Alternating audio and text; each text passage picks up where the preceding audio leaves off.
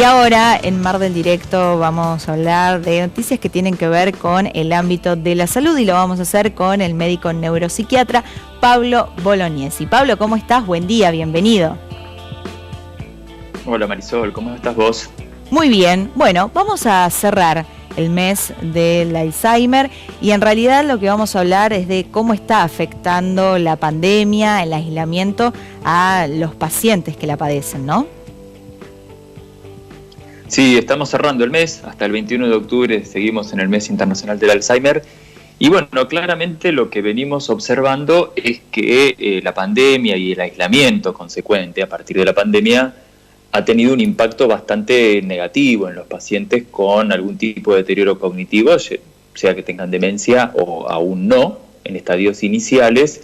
Esto lo vemos frecuentemente, lo refieren los pacientes, pero también lo refieren y sobre todo lo refieren los familiares, que son los principales referentes, ¿no?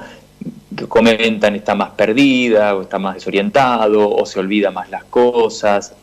Y esto es porque el aislamiento ha tenido un impacto negativo en la evolución, decíamos, de estos pacientes, porque ha tenido un impacto en 5 o 6 áreas que son fundamentales para la buena evolución y que no están pudiendo desarrollarse de manera correcta. Esas áreas son, después te las voy a detallar un poquito mejor, principalmente la socialización, la estimulación cognitiva, las rutinas y actividades, la actividad física y el ánimo.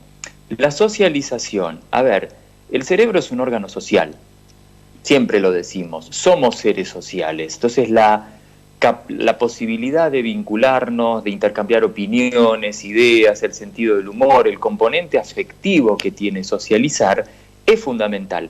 El aislamiento social, de hecho, ha sido siempre uno de los factores de riesgo y de peor pronóstico para la evolución de cualquier deterioro cognitivo. Entonces, esta falta de socialización, ya sea familiar o con afectos, amigos, vecinos, compañeros o excompañeros, y también con pares en centros de día que están cerrados, en centros de jubilados, incluso en residencias de adultos mayores, claramente ha tenido un impacto negativo en la evolución de estos pacientes. Después hablábamos de la posibilidad de realizar estimulación cognitiva. La estimulación cognitiva es fundamental para mantener el entrenamiento, ¿no? Y el funcionamiento de las funciones intelectuales.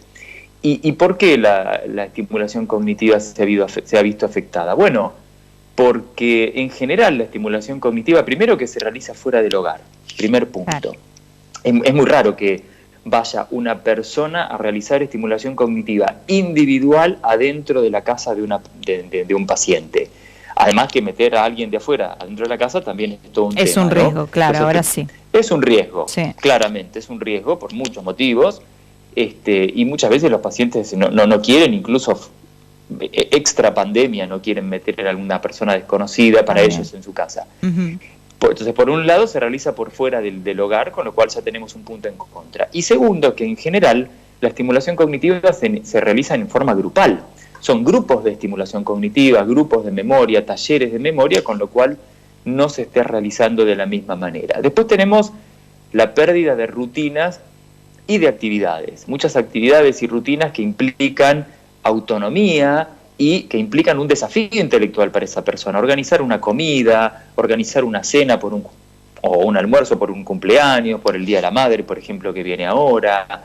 Actividades que se dejan de hacer porque en esta cuestión del aislamiento, que todos los días son lo mismo, es una especie de chicle que no termina nunca, se van perdiendo ciertas rutinas, van perdiendo interés, se van perdiendo rutinas que también son por fuera de la casa y que se han dejado de realizar. Cursos, talleres, idiomas, folclore, qué sé yo, pintura, lo que sea, que también son estimulación social, son contacto social y que también son estimulación cognitiva. Esas rutinas y actividades se han perdido. Y después te hablaba de la actividad física, que es fundamental. O sea, que la actividad física estimula muchísimo, primero la generación de nuevas conexiones entre neuronas y también la formación de nuevas neuronas en sectores que son claves para la memoria, como por ejemplo el hipocampo, que es un sector que se encuentra en el lóbulo temporal. La actividad física estimula todo esto, claro. Y la pérdida de actividad física, que es una actividad física de baja intensidad, estamos hablando de actividad física aeróbica, salir a caminar, algo tan simple como eso, se ha dejado de realizar bastante, y también ha impactado negativamente, y finalmente el ánimo, obviamente que el aislamiento, todo lo que acabo de nombrar antes, ¿no? La pérdida de contacto. Y el miedo también, ¿no? A contraer la enfermedad, tal vez, que uno dice, bueno, se habla tanto del coronavirus, puedo ser paciente de riesgo, ¿no? También eso afecta un poco. Sí, afecta muchísimo. El miedo, a ver, pacientes que están muy deteriorados a veces no tienen tanta conciencia, pero Claro. no todos los pacientes están tan deteriorados, y sí, hay mucha conciencia, hay mucho temor, y hay mucha tristeza por la pérdida de contacto, ¿entendés? O sea, a veces las personas mayores no tienen tanto miedo al contagio, porque sienten que por ahí ya han vivido. Yo veo mucho esas reacciones, hablo con muchísimas personas mayores todas las semanas, te diría que hablo con 70, 80 adultos mayores por semana, y a veces no es tanto el temor a enfermarse, algunos lo tienen, sino el haber perdido contacto con seres queridos, el estar aislados, ¿no?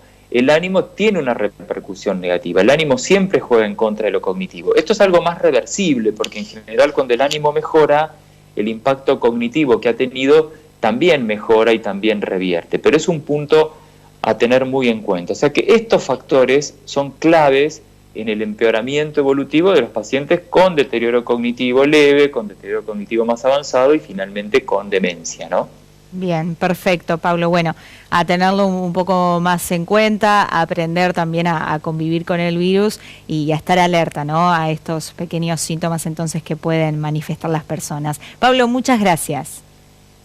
Gracias a vos, Marisol, y permitime decir una cosita. Sí. Es muy importante que estas actividades se pueden realizar, hay que tener en cuenta eso, se pueden realizar aún en el contexto de aislamiento, hay que buscar la forma, hay muchos portales, a veces los adultos mayores no saben usarlo, pero tienen un familiar que los ayuda, tareas de estimulación cognitiva que se pueden imprimir, socializar, se puede socializar por teléfono, por redes, o sea, hay muchas formas de hacerlo, hay muchas formas de salir a caminar, no está prohibido, aún con las limitaciones que pueda tener en la motilidad de esa persona, o sea, tratemos de mantenerlo. Yo esta semana voy a estar subiendo, si me permitís, algunas pautas, algunos consejos a mi Instagram, que es Pablo Bolognesi OC, para los cuidadores, para que aquellas personas, cuidadores y familiares, sepan cómo manejarse con estos pacientes y mejorar un poquitito el funcionamiento que puedan tener y no permitir avanzar en la medida de lo posible esta enfermedad. Así que te agradezco muchísimo por el espacio